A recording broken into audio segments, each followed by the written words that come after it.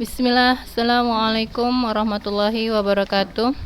Alhamdulillahirabbil alamin wassalatu wassalamu ala asrofil anbiya'il wal mursalin wa ala alihi washabihi ajmain.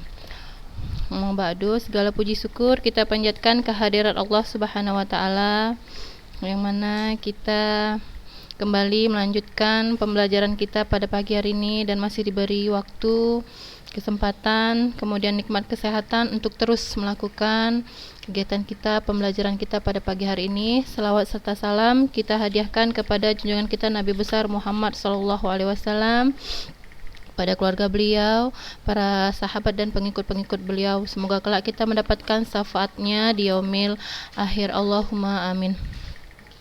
Ya, anak-anak ustazah kelas 7 semuanya, apa kabar? Ya, semoga selalu dalam keadaan sehat walafiat ya anak-anak ustazah. Ya, setelah kita beberapa hari ya, kurang lebih 10 hari ya melakukan ujian tengah semester. Nah, hari ini kita kembali melakukan aktivitas pembelajaran kita. Ya, semoga ya anak-anak ustazah tetap bersemangat ya, dan tetap terus menjaga ya kesehatannya dimanapun berada ya. Ya, anak-anak ustazah, materi kita terakhir itu masih tentang atletik ya. Materi kita tentang atletik ya. Di sini materinya adalah lompat jauh.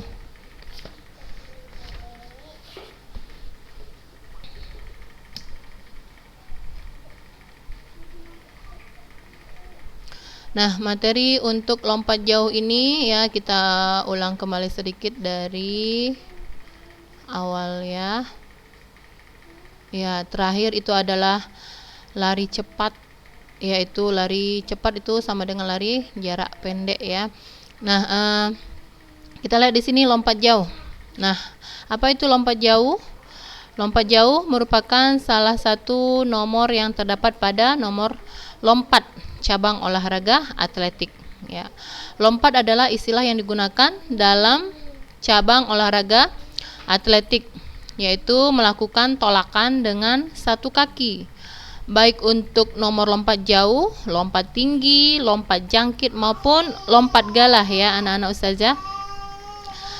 Nah, di sini ada ya penjabaran dari aktivitas pembelajaran gerak spesifik lompat jauh ya.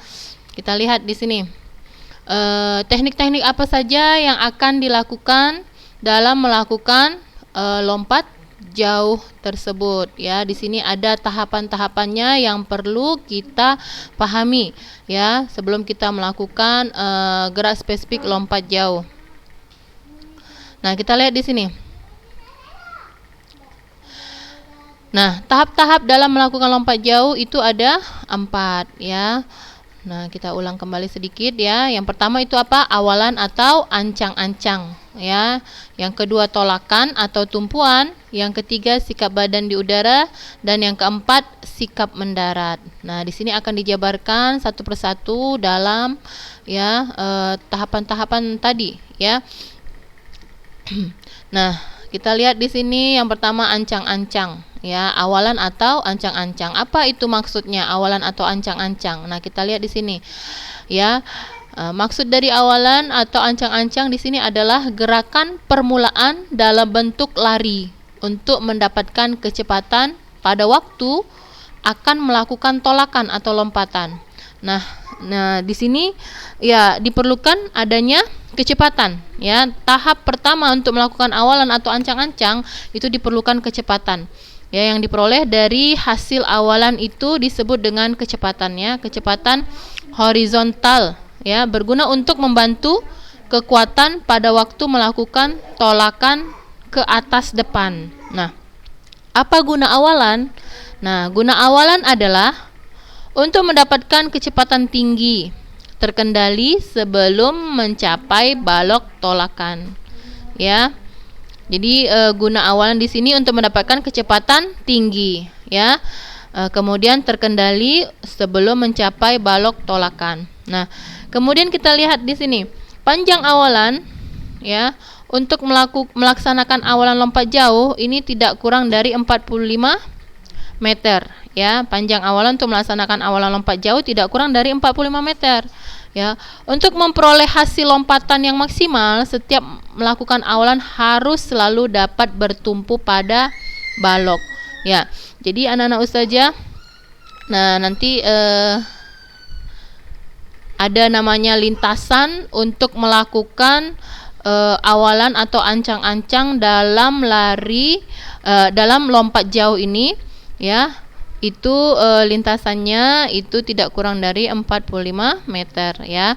Kemudian bertumpu pada balok, ya, baru melakukan lompatan. Nah, nanti ada di sini, ya, diperlihatkan. Nah, mungkin anak ustazah juga sudah ya, karena minggu lalu sebelumnya kita kan sudah mempelajari ini, ya. Kita mengulang sedikit. Anak-anak ustazah tentu sudah juga memperhatikan bagaimana bentuk lintasan awalan, ya, dalam melakukan lompat jauh. Nah, ini seperti ini, ya, pada gambar 3, 2, 4, ya. Nah, ini disebut dengan balok tumpuan, ya, balok tumpuan. Nah, kita bertumpu pada balok ini dulu, ya, kemudian melakukan lompatan. Nah, ya. Nah, seperti itu. Baik, nah kita lihat selanjutnya, ya. Nah, di sini untuk memperagakan gerakan awalan lompat jauh, kita lihat tergantung yang pertama, ya, kita lihat tergantung tingkat prestasi. Ya, kemudian lari ancang-ancang beragam antara 10 sampai 20 langkah. Nah, itu dia, ya. Jadi antara 10 sampai 20 langkah lari. Kemudian yang kedua, tambah kecepatan lari ancang-ancang sedikit demi sedikit sebelum bertolak atau bertumpu di papan tumpuan, ya, atau balok tumpuan. Nah, kemudian kecepatan ancang-ancang dipertahankan tetap maksimal sampai mencapai papan bertolak, ya. Kemudian pinggang turun sedikit pada satu langkah akhir ancang-ancang. Nah, kemudian lagi di sini yang keempat adalah jarak awalan 30 sampai 45 meter. Nah, ini dia. Ya, jarak awalan 30 sampai 45 meter, ya. Ini termasuk dari lintasan dalam melakukan lompat jauh, ya. Lintasan, ya, lintasan lari dalam melakukan lompat jauh. Nah, itu adalah tahap, ya, 4 ini adalah tahap-tahap dalam melakukan gerakan awalan lompat jauh. Nah, selanjutnya kita lihat di sini yang kedua atau B, ya, aktivitas pembelajaran gerak spesifik tumpuan atau tolakan, ya, disebut juga dengan take off. Nah, apa itu tolakan? Ya, perubahan atau perpindahan gerakan dari gerakan horizontal ke gerakan vertikal yang dilakukan secara cepat dan tepat pada papan tolakan, ya. Nah, sebelumnya pelompat sudah mempersiapkan diri untuk melakukan gerakan sekuat-kuatnya pada langkah yang terakhir, ya, sehingga seluruh tubuh terangkat ke atas melayang di udara. Nah, ya, jadi anak-anak ustazah tadi setelah melakukan lari, ya, pada jalur lintasan lompat jauh yang tadi sekitar 10 sampai 20 langkah dan lintasannya itu berkisar 30 sampai 45 meter. Nah, ini melakukan tumpuan atau tolakan di papan tolak, ya, di papan tolak. Nah, kemudian kita lihat di sini, pada waktu akan melakukan tolakan, badan agak direndahkan ke belakang, ya, kaki tumpu atau kaki yang akan digunakan untuk menolak lurus, sedangkan kaki ayun atau kaki belakang akan dibengkokkan, ya. Berat badan berada pada kaki tumpu. Berat badan berada pada kaki tumpu. Kedua tangan atau lengan ke belakang dan kepala agak ditengadahkan, ya, atau dagunya agak diangkat dan pandangan ke depan. Nah, kita lihat di sini ada gambar ya. Ini ibaratnya adalah jarum lintasan untuk melakukan lompat jauh ya. Nah, ini yang tadi yang kita jabarkan di sini ya.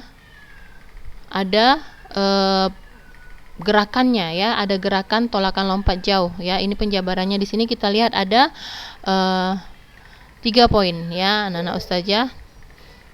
Tadi awalan itu ada 4 poin ya, tata cara melakukan gerakan awalan atau ancang-ancang. Nah, ini pada gerakan tolakan lompat jauh di sini ada 3 poin tahapnya yang perlu anak-anak ustazah pahami ya.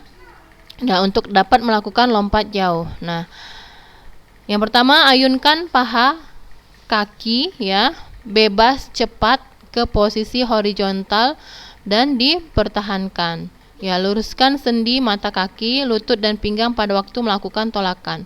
Bertolaklah ke depan dan ke atas ya dengan sudut tolakan 45 derajat. Ya. Nanti selanjutnya di sini ada gambarnya ya. Nah, jadi anak ustazah kita lihat ini lintasannya ya. Setelah lari, nah kaki kita ya, sebelah kaki kita ini melakukan tumpuan dulu di sini ya, menginjak papan tolakan ini dengan satu kaki, di mana tadi berat badan itu bertumpu pada satu kaki tersebut ya. Kemudian kita melompat. Nah, dengan sikap melompat seperti ini ya. Ya, pada saat kita melompat tentunya kita seperti melayang di udara. Ya, pada saat itu kaki tidak menginjak tanah, ya kan? Kemudian sikap badan kita melayang di udara, kemudian mendarat di bak pasir dengan posisi bagaimana? Posisi ya sikap jongkok ya.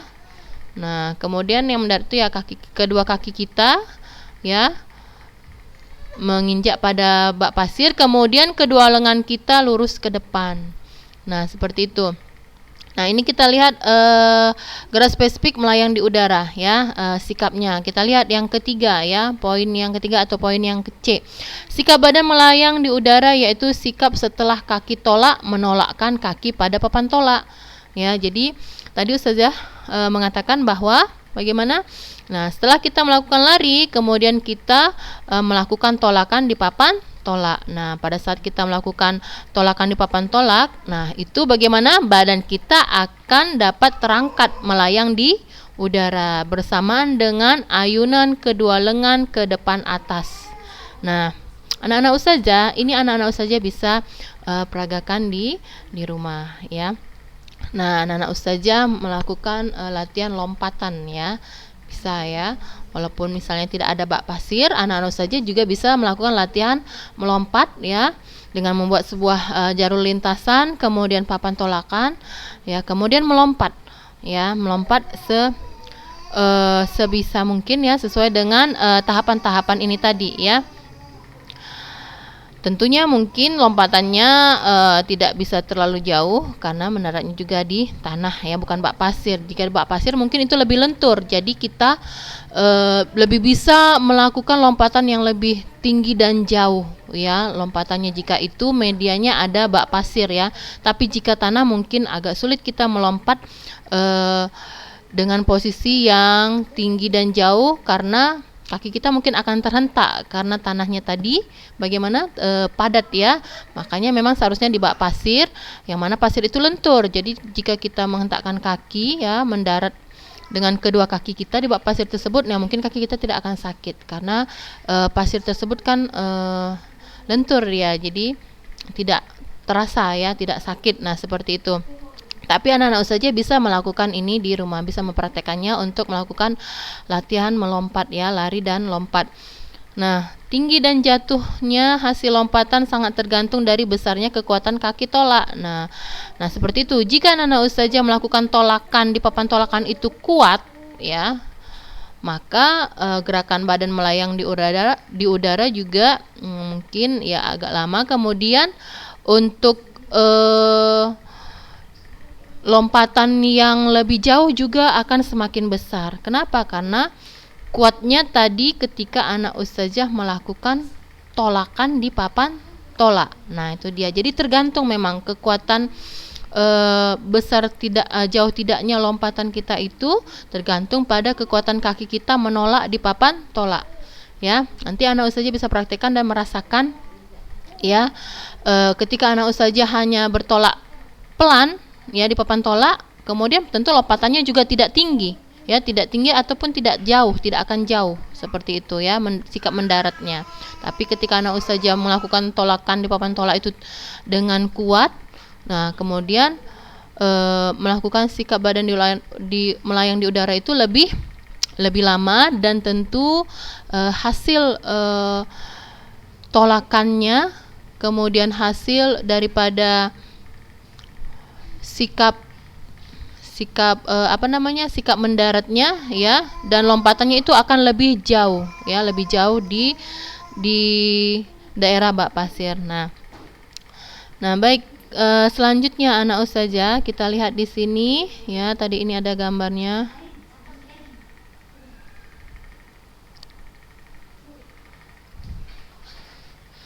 Ya, yang keempat atau D, aktivitas pembelajaran gerak spesifik mendarat. Ya, nah tahap gerak daripada lompat jauh ini adalah sikap mendarat ya. Sikap mendarat pada lompat jauh baik gaya jongkok ya, gaya menggantung maupun gaya berjalan di udara adalah sama ya. Sikap mendarat pada lompat jauh baik gaya jongkok, gaya menggantung maupun gaya berjalan di udara adalah sama. Pada waktu akan mendarat, kedua kaki dibawa ke depan lurus. Ya, pada waktu mendarat di mana? Mendarat di bak pasir, karena yang perlu kita pahami adalah melakukan lompat jauh ini anak-anak ustazah itu memang harus ada medianya, yaitu bak pasir ya. Jadi yang kita pahami seperti itu ya. Jadi pada waktu akan mendarat, kedua kaki dibawa ke depan lurus dengan jalan mengangkat paha ke atas. Badan dibungkukkan ke depan, kedua tangan ke depan. Ya, jadi kedua tangan kita ke depan. Tentunya membungkuklah badan kita ketika kita mau melakukan pendaratan di bak pasir tersebut. Ya, mendarat pada kedua tumit terlebih dahulu dan mengeper. Nah, jadi di bak pasir itu ya bagaimana? Kedua kaki kita yang termasuk bagian dari tumit terlebih dahulu ya mendarat, dan sikap kaki kita bisa mengeper. Kenapa? Karena lenturnya tadi ya bak pasir tersebut. Nah, jika itu tanah yang keras, nah mungkin tidak akan bisa mengeper, malah kaki kita tersentak, jadi tidak jadi sakit dan tidak mungkin kita lakukan seperti itu kecuali dengan lompatan yang tidak terlalu tinggi. Nah, jika di bak pasir mungkin lompatannya bisa lebih tinggi dan jauh ya. Dengan kedua lutut dibengkokkan, ditekuk, berat badan ke depan supaya tidak jatuh ke belakang. Kepala ditundukkan, kedua tangan ke depan ya. Berat badan ke depan supaya tidak jatuh ke belakang, kepala ditundukkan, kedua tangan ke depan. Nah, seperti ini dia. Ya, ini kan sikap melayang di udara ya. Kemudian yang duluan mendarat itu adalah kedua kaki kita tumit dan mengeper ya, dengan posisi jongkok ya. Nah, begitu dia ya tahapan-tahapan dalam melakukan lompat jauh ya anak-anak ustazah, tahapan-tahapan dalam melakukan lompat jauh.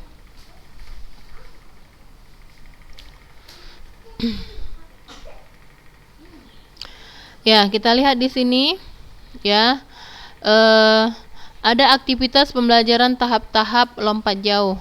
Aktivitas pembelajaran tahap-tahap lompat jauh ya. Jadi ini adalah latihan dalam melakukan lompat jauh ya, sebelum lompat jauh itu dilakukan di bak pasir ya. Kita lihat di sini.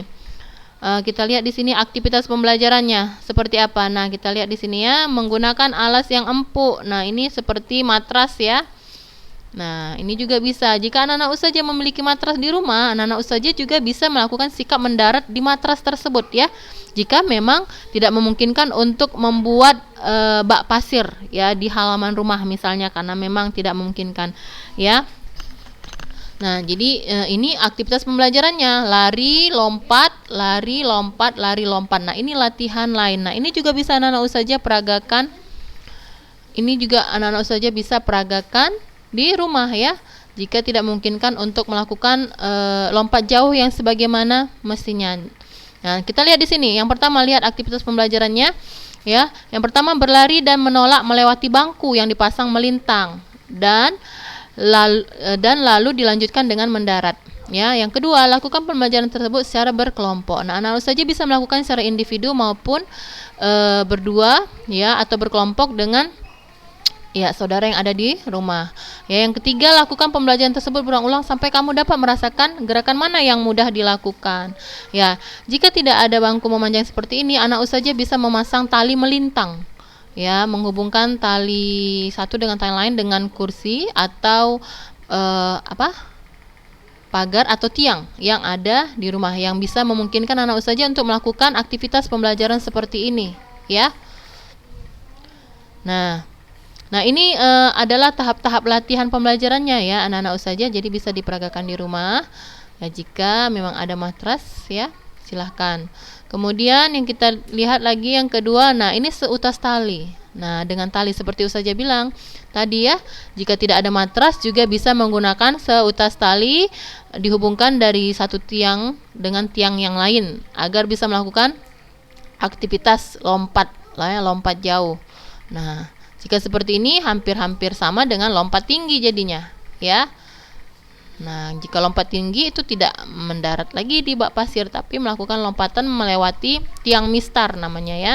Nah, jadi aktivitas pembelajarannya antara lompat jauh dengan lompat tinggi itu, ya latihannya bisa sama caranya antara lompat jauh dengan lompat tinggi ya. Bisa sama cara latihannya, bisa melewati seutas tali atau tadi seperti tadi yang melewati bangku ya, bangku kursi yang panjang. Nah, seperti itu.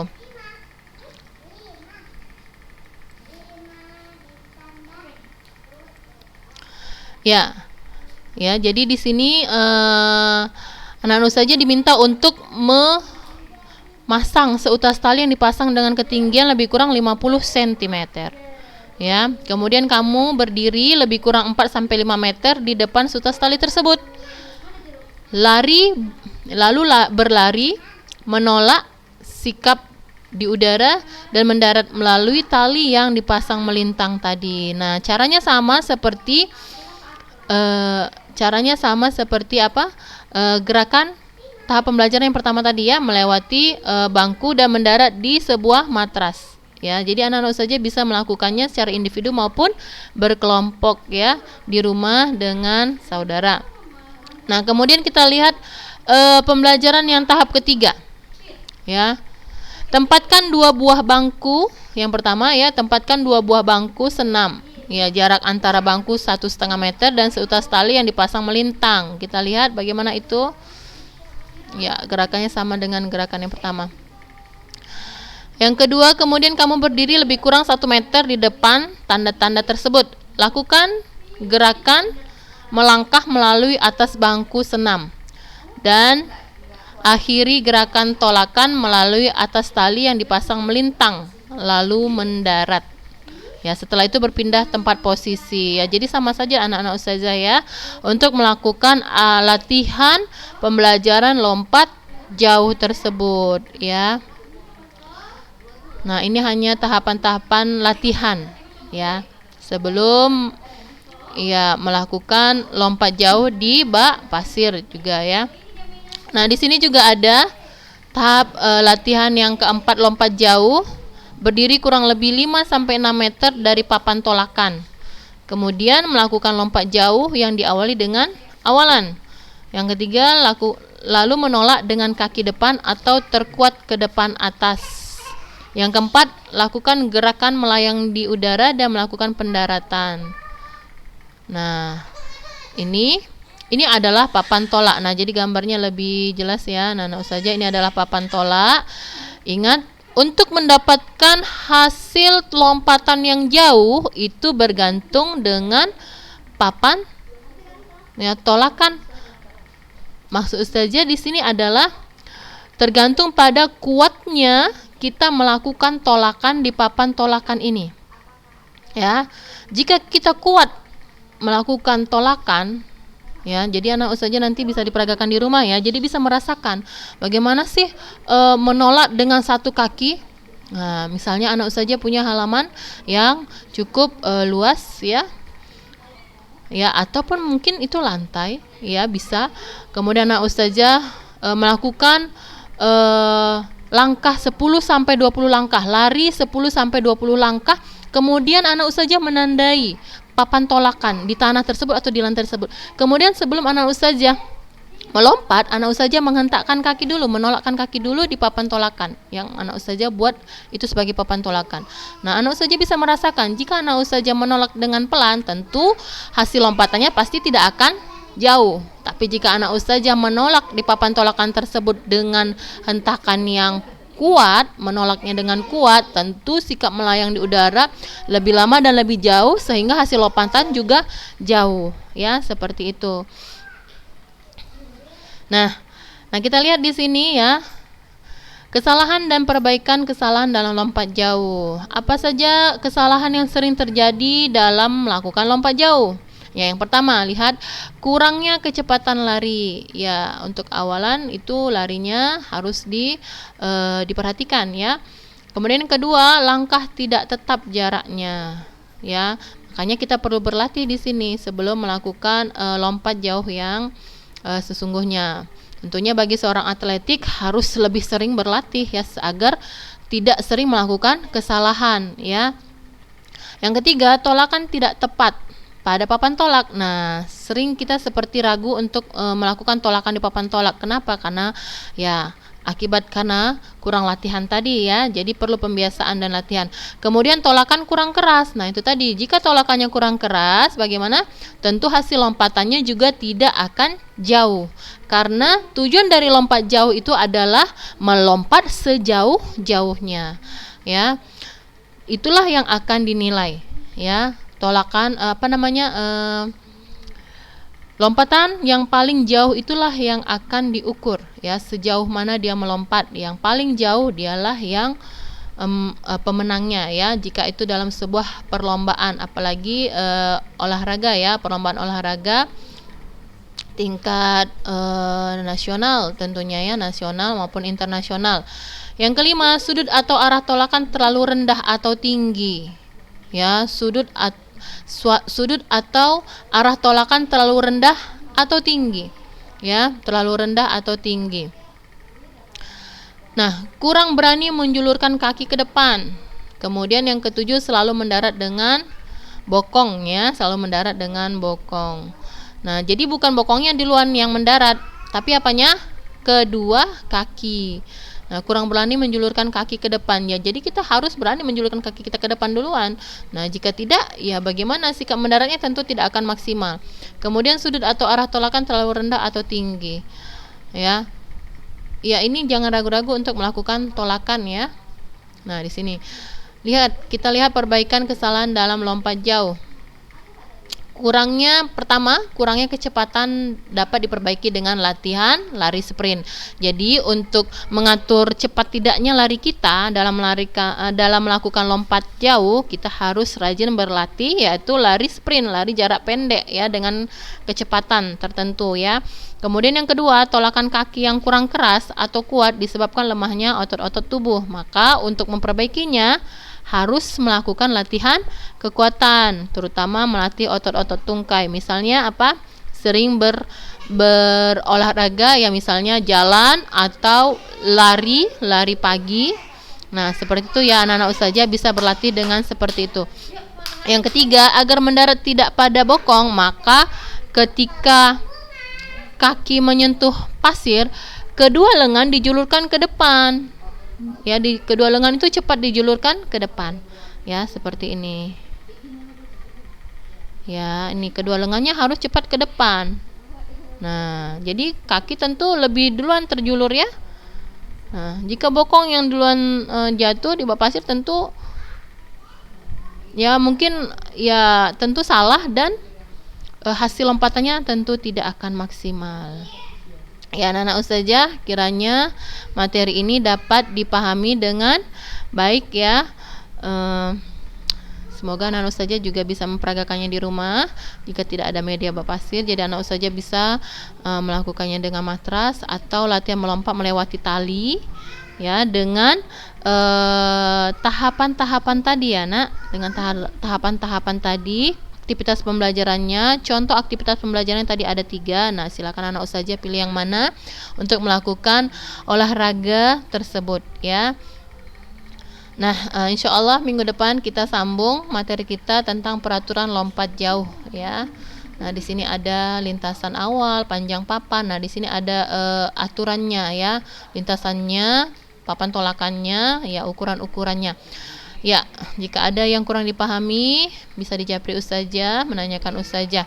Ya, jangan lupa setiap materi yang ustazah sampaikan, anak ustazah ringkas di buku catatan agar memudahkan anak ustazah untuk melakukan penilaian akhir semester nanti di bulan 12 ya. Dan harus tetap semangat ya anak-anak ustazah. Harus tetap rajin meringkaskannya. Ya, terutama yang penting-penting ya, seperti tahap-tahap lari jarak